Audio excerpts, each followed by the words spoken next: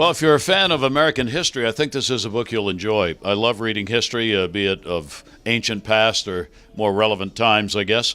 This book is called The Unwinding.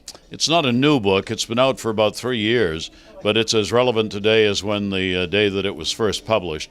This is by a fine writer, George Packer, who has written a number of books. You might know him for The Assassin's Gate, which was an all-time bestseller. This, The Unwinding, subtitled An Inner History of the New America, is about the continual changing evolution of our country in terms of its politics, in terms of its businesses and economics, and in terms of the people who live here, because that's what the country's about. So he's taken a unique approach in this book as to how he goes through this changing history in current times, really from 2000 on.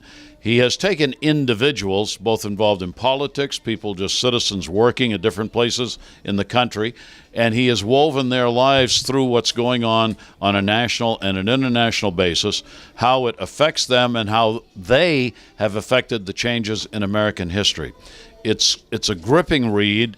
It wraps everything up without an ending, of course, because this kind of evolution of a society never changes, and that's really the whole point of this book.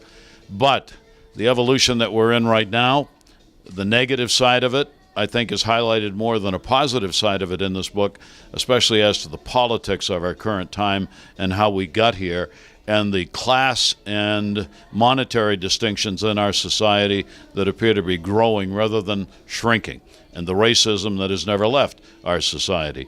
It's a good read. This is not a novel. This is not a fiction book. This is a history book, but it's done in storytelling form. It's The Unwinding by George Packer, and I recommend it, especially for those who love history.